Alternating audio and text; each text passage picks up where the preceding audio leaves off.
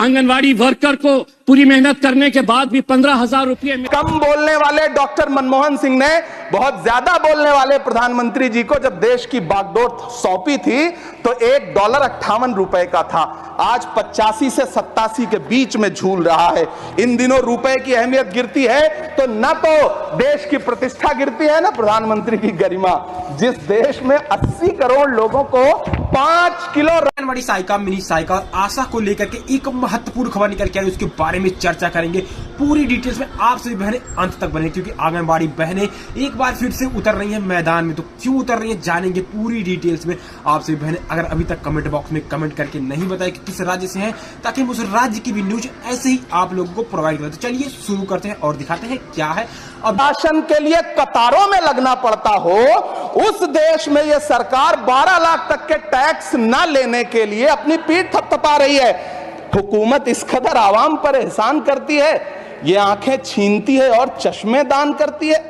सभापति महोदय, महाराष्ट्र का भिवंडी हो, मालेगांव हो, इचलकरंजी हो, यूपी का बनारस हो, मुआयमा हो, मुबारकपुर हो, रांची का छोटा नागपुर हो, बिहार का भागलपुर हो, हर जगह बुनकरों की उम्मीदें तोड़ रही हैं, लेकिन इस सरकार के पास उनके लिए कुछ भी नहीं है। मुरादाबाद का पीतल उद्योग, कानपुर का चमड़ा उद्योग, सहारनपुर का लकड़ी उद्योग, फिरोजाबाद का चूड़ी उद्योग, अलीगढ़ का ताला उद्योग, सब सरकारी प्लानिंग से तबाह हो रहे हैं। इन तमाम के बीच सरकारी सपोर्ट से बस एक उद्योग फल फूल रहा है, नोएडा का नफरत उद्योग। सभापति महोदय, जिस देश में 40 से 45% मेडिकल फैकल्टी की सीट खाली हो, वहां बजट में 75,000 नए मेडिकल सीट्स का ऐलान हो रहा है। सरकार बहादुर, कम से कम इस देश के पढ़े लिखे युवाओं को तो मूर्ख समझना बंद करिए। वो अब तिजारती पहलू निकाल लेता है। पहले 7500 मेडिकल सीट्स बाद में बनाइएगा। पहले जो एम्स में 2161 पद खाली पड़े हैं उनको तो भर दीजिए। वो अब तिजारती पहलू निकाल लेता है।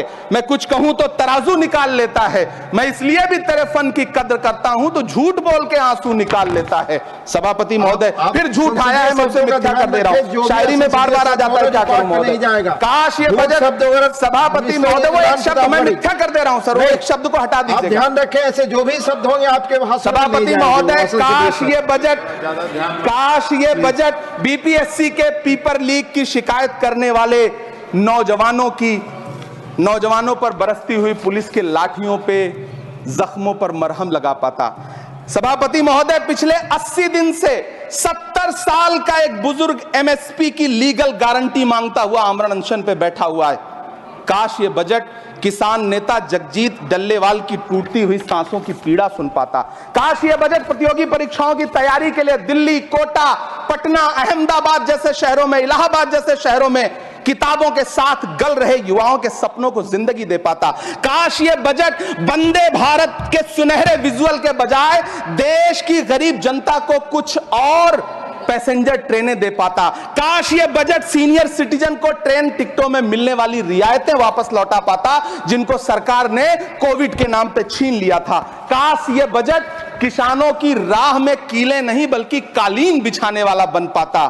काश ये बजट नहीं मिल पा रहा, इसी को लेकर के वो लोग मांग करेंगी और 16 फरवरी को अपने मैदान में उतरेंगी, जो कि अपनी मांग को लेकर के, जो कि आप सभी बहनें कटिंग में देख सकते हैं, साफ साफ मेंशन किया गया है। और आई होप आप सभी बहनों को समझ में आ चुका, क्योंकि 16 फरवरी को जैसा कुछ अपडेट होगा हम आप सभी बहनों को अपडेट करते रहेंगे। तब तक हम लोग विदा लेते हैं। आप लोग कमेंट बॉक्स में कमेंट करके बताइएगा किस राज्य से है, ताकि उस राज्य की वीडियो ऐसे ही आप लोगों को प्रोवाइड कराते। तब तक के लिए जय हिंद, जय भारत।